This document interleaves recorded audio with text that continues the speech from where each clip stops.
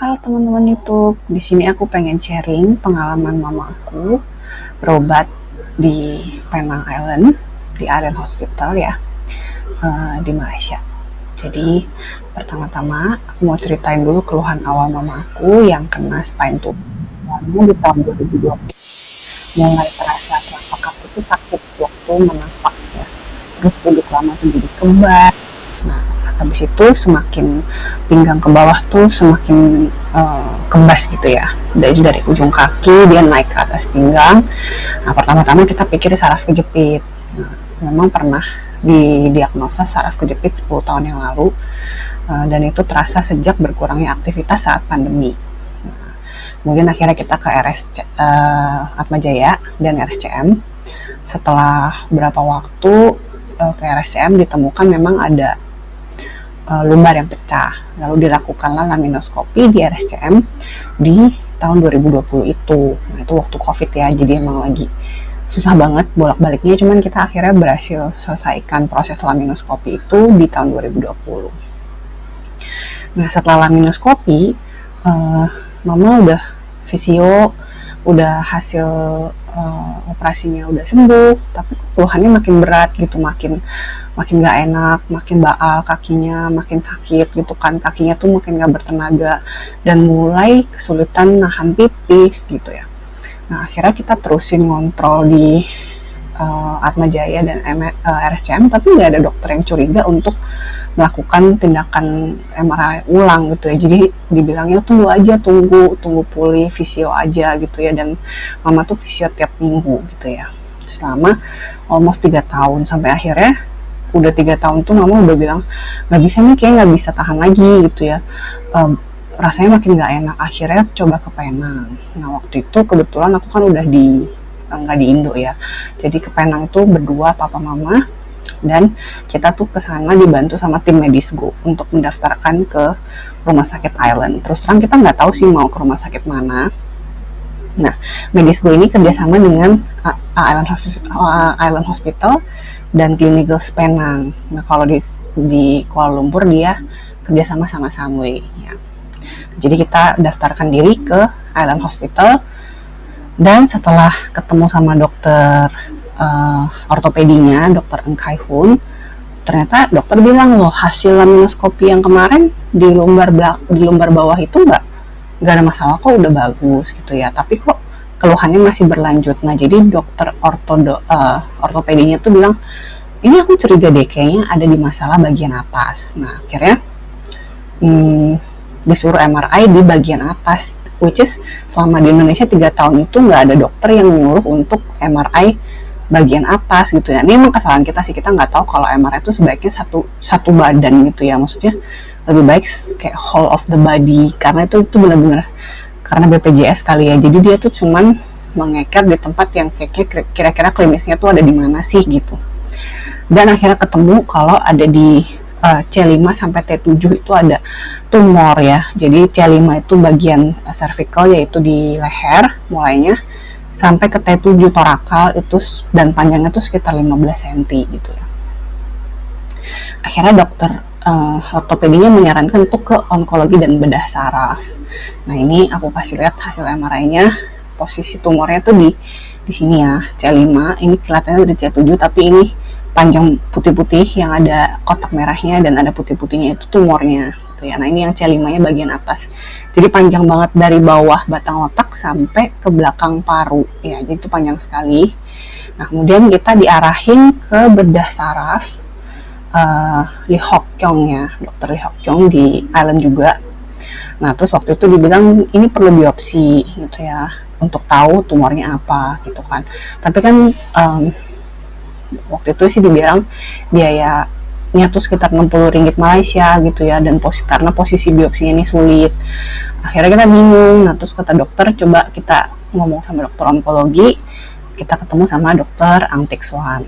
Nah, dokter Ang Teck Suan ini memang setahu aku sih cukup terkenal ya di Penang. Nah, akhirnya karena kita nggak berani biopsi dan harganya mahal, kita dokter bilang, coba mau mempertimbangkan nggak kalau langsung radioterapi aja, jadi langsung diradiasi. Tapi radiasi ini langsung kuratif gitu ya. Um, memang memang ada yang melakukan radiasi tanpa biopsi gitu ya, karena posisinya kan susah ditanganin. Tapi itu kan dikembalikan ke kita sebagai pasien gitu, mau atau enggak. Nah terus disaranin untuk MRI otak juga, apakah lihat ada metastasis sampai ke otak. Nah, jadi tapi dokternya sudah bilang juga sih kalau itu sangat spekulatif gitu ya, gambling, karena kita nggak biopsi dan langsung diradiasi gitu. Akhirnya setelah mempertimbangkan, waktu itu memang kesulitannya karena kami nggak punya referensi sama sekali tentang spine tumor, dan memang spine tumor ini sangat langka gitu ya. Jadi kita nggak ada pengalaman sama sekali gitu. Ini mesti gimana gitu kan, kita nggak punya second opinion juga, dan benar-benar saat itu papa mama cuma berdua, anak-anak gak ada yang nemenin, jadi keputusannya tuh ngambilnya cukup cepat gitu ya, karena mama buru-buru banget gitu, pengen langsung ditanganin karena takut gitu kan ya. Akhirnya kita pilih untuk radioterapi. Nah radioterapi ini dilakukan sebanyak 20 plus 8 kali gitu ya.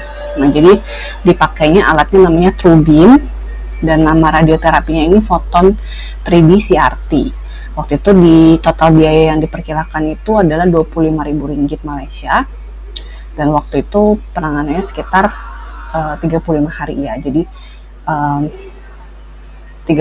sekitar 30 hari, 5 hari pertama itu masih cari-cari dokter dan cari rumah sakit, lalu kira-kira pelaksananya itu sekitar 1 bulan gitu, dan itu kami bergantian, anak-anak akhirnya nemenin, ada yang seminggu, ada yang 2 minggu gitu ya. Dan di situ saat itu nginepnya pertama di hotel selama 1 minggu, lalu akhirnya pindah ke apartemen yang memang udah sering dijadiin ini ya buat nginep orang pengobatan gitu, namanya Mewah Court. Dan waktu itu satu kamar tuh Rp75 Malaysia. Itu kamar yang ada kamar mandi dalam. Tapi kalau misalnya mau sewa 1 unit juga bisa. Waktu itu harganya Rp2.000 Malaysia. Ini waktu itu tahun 2023 ya. Mungkin sekarang udah berbeda. Nah jadi rincian biaya kasarnya tuh seperti ini. Radioterapinya sekitar 25.000 gitu ya.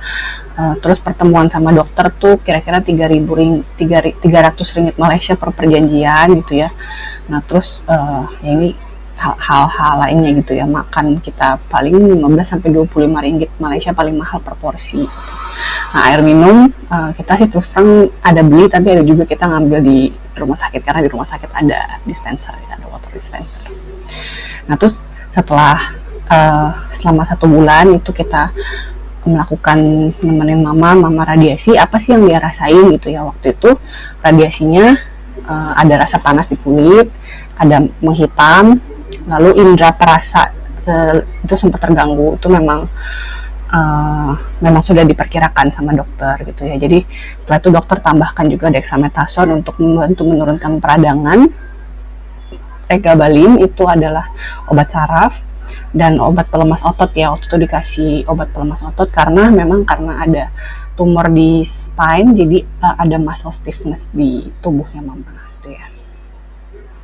Nah tapi setelah 2 mingguan, 1 minggu 2 minggu setelah radiasi itu memang langsung terasa saraf tepinya tuh ada kayak membaik gitu, jadi dia merasa ujung jarinya tuh nggak terlalu kebas gitu ya. Nah setelah selesai proses radiasi pulang ke Indonesia, dan kita nunggu selama 3 bulan karena dokter bilang masa tunggunya 3 bulan untuk melihat efek radiasi itu, karena masih akan terus bekerja gitu ya. Kemudian akhirnya balik lagi ke Penang di bulan Januari 2024 ya. Nah setelah itu akan berlanjut ke nanti ada bagian kedua dari proses ini, karena belum selesai gitu ya. Hasil akhirnya setelah radiasi kayak apa aku akan ceritain di bagian kedua, karena ada surprise ya. Nah jadi nanti aku akan upload untuk video lainnya. Final thoughts-nya kita bersyukur sih, karena ke Penang itu kita bisa nemuin satu penyakit yang kita nggak tahu sebelumnya gitu. Kalau mama ngalamin tumor gitu ya, di Indonesia tuh sama sekali nggak ketemu, BPJS sama sekali nggak ketemu. Dan kalau misalnya rekan-rekan di sini ada yang mengalami gejala yang sama dan keluhan masih berlanjut, pelajarannya kita adalah langsung pastiin dan periksa lebih lanjut. Jangan nunggu kata dokter, tunggu aja, ntar juga sembuh gitu ya. Pokoknya kalau misalnya dalam masa tunggu, misalnya udah 1 tahun setelah operasi atau ada tindakan terus masih ada gejala yang nggak nyaman gitu ya, langsung cari tahu lebih lanjut, jangan nunggu gitu ya. Nah kalau pengalaman kita di Island memang servisnya baik karena memang dia kan swasta ya. Kalau di Island sendiri memang biayanya lebih tinggi sih daripada rumah sakit lokal yang lainnya di Penang, karena memang udah terkenal katanya si Island itu memang lebih prestis gitu ya. Dan juga di mungkin yang baik di Penang adalah sudah banyak banget orang Indonesia yang berobat ke sana. Jadi dokternya tuh udah biasa ngomong bahasa Indonesia gitu ya. Mereka fasih berbicara dengan bahasa Indonesia juga. Memang bahasa Malaysia sama Indonesia kan ya kira-kira Melayu-Melayu juga gitu ya. Nah, udah gitu yang terakhir adalah kita perlu banget second opinion tuh menurut aku. Nah, itu untuk bagian pertama dari cerita mama aku yang mengobati spine tumor. Nah, berikutnya nanti aku akan upload lagi, jadi ditunggu ya. Atau mungkin kamu boleh klik di bagian sini. Thank you.